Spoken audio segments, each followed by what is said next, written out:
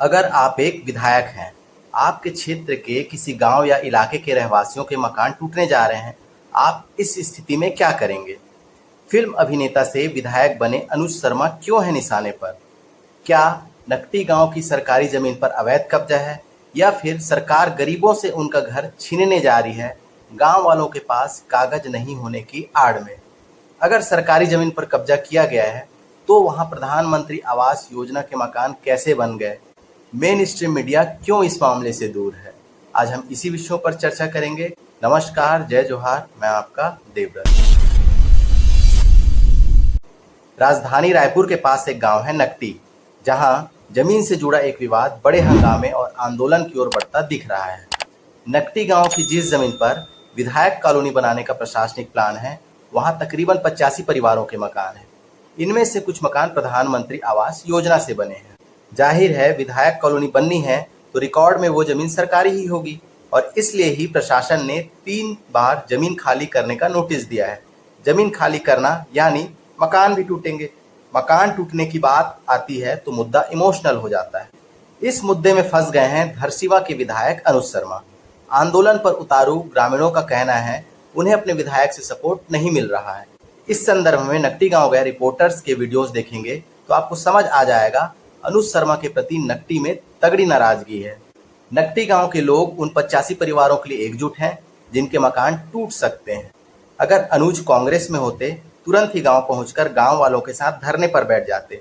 अनुज की परेशानी है कि वे भाजपा से विधायक हैं और भाजपा की सरकार भी है। जमीन पर सरकार ही दावा कर रही है कि ये उसकी है। मैंने गांव के सरपंच का भी बयान देखा एक वीडियो में। सरपंच भी गांव वालों के साथ हैं। अब छत्तीसगढ़िया क्रांतिकारी सेना भी इस मुद्दे से जुड़ गई है। यानी मीडिया जिस मुद्दे को तवज्जो नहीं दे रहा, वो गरमाने वाला है। मेन स्ट्रीम मीडिया क्यों इस मामले से दूर है, यह भी एक बड़ा प्रश्न है। जनहित और नेता हित में मीडिया की भूमिका अक्सर नगण्य दिखाई देती है। क्यों दिखाई देती है? सरकार तो रोक नहीं रही होगी कि नकटी गांव जाकर रिपोर्टिंग ना करो। कई यूट्यूबर्स वहां गए जरूर हैं। नकटी गांव का इतना संवेदनशील मामला, और वो भी राजधानी रायपुर के पास, मेन स्ट्रीम मीडिया की रुचि का विषय क्यों नहीं है? मेन स्ट्रीम मीडिया में इस बारे में बहुत कम और बहुत सतही ही आया है। मामला पॉलिटिकल भी बन चुका है। कांग्रेस की तरफ से राज्यसभा की सांसद रही छाया वर्मा और धरसीवा की विधायक प्रत्याशी अनुज शर्मा की प्रतिद्वंदी अनीता शर्मा ने मोर्चा खोला हुआ है। पूरे मामले में प्रक्रिया और पट्टे आदि के बेस पर सरकार सही दिखाई देती है। विधायकों के लिए घर जहां बनने हैं, उस पर जिनके मकान हैं उनका हना है। ये उनके पुरखों की जमीन है। शायद उनके पास प्रशासन को दिखाने के लिए कागज नहीं है। मैं कह रहा हूँ शायद, और ये मैं इसलिए कह रहा हूँ क्योंकि अभी तक यही बात सामने आई है कि जिनके वहाँ घर हैं उनके पास जमीन का कागज नहीं है। तो यहाँ तो प्रशासन का नोटिस सही लगता है, आप मान लेंगे। हाँ भाई, ऐसा कैसे किया जा सकता है? सरकार की जमीन पर कब्जा करोगे तो वो तो खाली कराएगी ही। लेकिन आपको यह पता चले कि जिस जमीन को प्रशासन सरकार की बता रही है, बताया जाता है वहां करीब 20 मकान प्रधानमंत्री आवास योजना के तहत बनाए गए हैं। अब विचारिए, सरकार की जमीन पर प्रधानमंत्री आवास योजना के मकान कैसे बन गए? यहाँ से मामले का पूरा एंगल ही बदल जाता है। यहाँ से प्रशासन ही घेरे में आ जाता है और सरकार के सामने गांव वालों का विरोध प्रश्न बनकर खड़ा हो जाता है। स्थानीय प्रशासन पर सवाल उठ जाता है कि पहले तो सरकारी जमीन पर कब्जा हो रहा था, तब अधिकारी निरीक्षक कहाँ थे? और प्रधानमंत्री आवास योजना के घर बन रहे थे, तब कागज दिखाने को क्यों नहीं कहा गया? मैं अपने इस तर्क को और पुख्ता किए देता हूँ, आप समझिएगा कि क्यों प्रशासन पूरे विवाद के लिए जिम्मेदार है। प्रधानमंत्री आवास के लिए जहां तक पात्रता का नियम है, पहला नियम तो यही है कि आवेदक गरीब होना चाहिए, उसके पास पक्का मकान नहीं होना चाहिए। प्रधानमंत्री आवास योजना मुख्यतः उन गरीबों के लिए है जिनके पास पक्का मकान नहीं है। गरीब आवेदन करे कि मेरे पास पक्का मकान नहीं है, तो सरकार उसकी पात्रता चेक कर उसे पक्का मकान बनाने के लिए आर्थिक सहायता देती है। नकटी गांव में जहां विधायक कॉलोनी बनने वाली है, वहां जितने भी प्रधानमंत्री आवास योजना के मकान हैं, उनके स्वामी फिर योजना के लाभार्थी कैसे बन गए? उनके पास जमीन के दस्तावेज नहीं थे तो प्रधानमंत्री आवास योजना वाले मकान कैसे बन गए? असल माजरा तो ये है, प्रधानमंत्री आवास योजना की पात्रता की शर्तों में भूमि के स्वामित्व का कागज भी लगाना होता है। अब कागज नहीं था तो प्रशासन ने सरकारी जमीन पर प्रधानमंत्री आवास के लिए हामी क्यों भर दी? अब यहाँ से शुरू होता है विधायक करोड़, सांसद करोड़, विधायक हैं अनुज शर्मा और सांसद हैं बृजमोहन अग्रवाल। गांव वालों का कहना है, हम दोनों के पास गए थे, दोनों ने फरियाद नहीं सुनी, लेकिन ठीकरा अनुज शर्मा पर अधिक फूटा है। लोग पहले विधायक को ही पकड़ते हैं। अब इस पूरे मामले में विधायक अनुज शर्मा का बयान देखिए। उन्होंने यह बयान एक यूट्यूब चैनल को दिया है जो आपके स्क्रीन में दिख रहा है। क्या कोई भी उनके इस बयान से सहमत होगा? पूरा मामला जानने के बाद इससे तो ऐसा लग रहा है विधायक जी को अपने निर्वाचन क्षेत्र का ही पता नहीं है। ऊपर से यह बयान नहीं, उनकी सफाई लग रहा है और अपरोक्ष रूप से यह स्वीकार करना कि मैं कुछ नहीं कर सकता। एक विधायक कम से कम यह बयान नहीं दे सकता कि वो कुछ नहीं कर सकता। उसका तो यही काम है कि वो अपने क्षेत्र के लोगों की समस्याएं हल करे। नकटी गांव के लोगों ने प्रशासन को वोट नहीं दिया था, अनुज शर्मा को वोट दिया था। हो सकता है किसी तरह अनुज शर्मा जी तक यह वीडियो पहुंच जाए, वे नाराज हो जाएं कि मैं उनके खिलाफ बोल रहा हूं, लेकिन वे अगर गौर करेंगे, ठंडे दिमाग से सोचेंगे तो उन्हें समझ आएगा कि वे गलती नहीं कर रहे पर चूक जरूर रहे हैं। वे अगर ग्राउंड पर नियमित जाएंगे तो हो सकता है इस विवाद का समाधान निकले। अभी उन पर यह इल्जाम भी लग रहे हैं कि उन्होंने एक टैक्ट लगाकर गांव वालों को ही गलत साबित करने की कोशिश की है।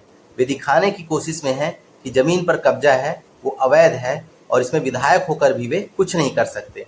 मेरा ख्याल है उन्हें चिंतन करना चाहिए कि वे यह सब किसके लिए कर रहे हैं। इस तरह से पक्ष रखकर उन्हें क्या लाभ? ऊपर से सोशल मीडिया पर उस वीडियो की कटिंग लगाकर उन्हें और भी कोसा जा रहा है। अनुज जी को उस तरह से पक्ष रखने की आवश्यकता नहीं थी जैसा तरीका उन्होंने इस्तेमाल किया। उनका पक्ष जिस तरीके और जिस जरिए से सामने आया उससे उनकी छवि पर और भी डेंट पड़ गया। इस तरह के मीडिया सपोर्ट को अब गांव के लोग भी समझने लगे हैं। इस डैमेज कंट्रोल को कोई भी समझ सकता है। नेताओं के साथ रहने वालों, उनके साथ दिखने वालों को लोग पहचानते हैं। अनुज शर्मा ने जो तरीका लगाया वो बहुत ही प्रेडिक्टेबल था। नतीजा ये है कि अब नकटी गांव में एक नई बात निकल पड़ी है कि अनुज शर्मा गांव वालों को गलत दिखाने का प्रयास कर रहे हैं। मेरा ख्याल है नकटी गांव से जुड़े लोग और स्वयं विधायक अनुज शर्मा समझ रहे होंगे कि मैं किस ओर इशारा कर रहा हूँ। लोकतांत्रिक व्यवस्था में जनप्रतिनिधि को पहले जनता का पक्ष रखना चाहिए, न कि प्रशासन को वैलिडिटी देनी चाहिए। अनुज जी अगर चिंतन करेंगे, उन्हें ज्ञात होगा कि उनसे यही चूक हो रही है। उन्हें जन भावना को भी समझना होगा और जन भावना केवल धरसीवा क्षेत्र तक नहीं, मैं पूरे राज्य की बात कर रहा हूँ। राज्य ही नहीं, पूरे देश की बात कर रहा हूँ। इसे भी जरा परिभाषित कर दूं। देश के किसी भी कोने का व्यक्ति अगर ये सुनेगा कि विधायकों के लिए कॉलोनी बसाने के लिए गांव के गरीबों के घर तोड़े जा रहे हैं, तो उनकी प्रतिक्रिया क्या होगी?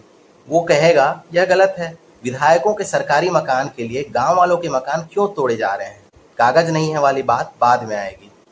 जनता इसी तरह से सोचती है। इस तरह के मामलों में जनता की भावना यही होती है कि विधायकों सांसदों के लिए इतने बड़े बड़े मकान बनते ही क्यों हैं?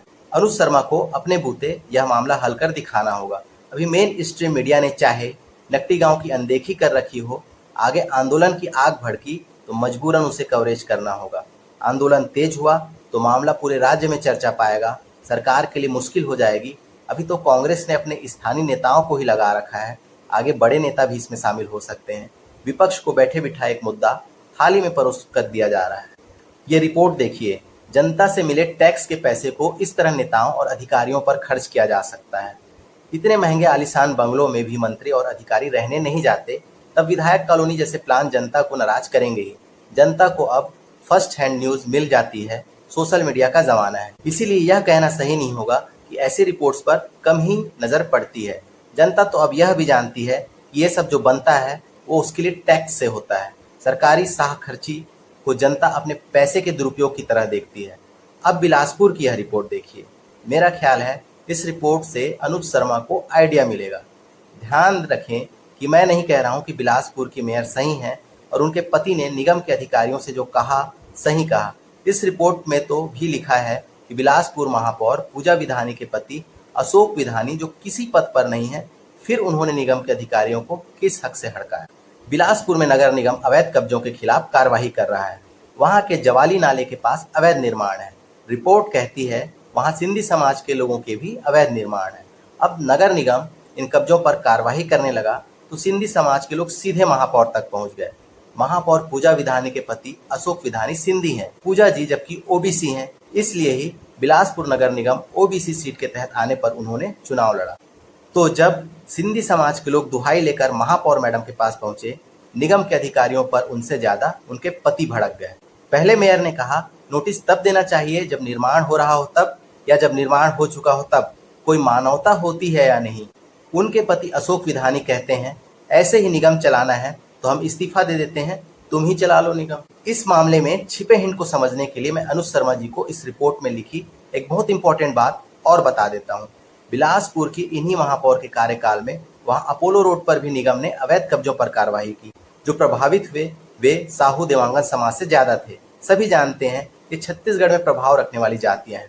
अब इस रिपोर्ट में ही मेयर की मंशा पर सवाल खड़े किए गए हैं कि जब अपोलो रोड में देवांगनों और साहुओं के कब्जे टूट रहे थे तब मेयर ने स्टैंड नहीं लिया, निगम अधिकारियों पर नहीं भड़की। लेकिन जवाली नाली में जब सिंधी समाज के लोगों के कब्जे टूटने की बात आई वे भड़क गईं और उनसे भी ज्यादा उनके पति आग बबूला हो गए। उन्होंने कहा, हम इस्तीफा दे देते हैं। हम इस्तीफा मतलब क्या?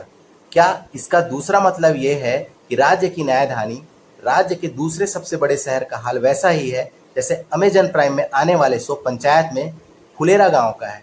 कहने को महिला सरपंच और सरपंची उनके पति करते हैं। सरपंच पति एक कॉमन अनाधिकृत पद है गांव गवई में, लेकिन बिलासपुर तो अच्छा खासा शहर है, वहां सरपंच नहीं महापौर का पद है।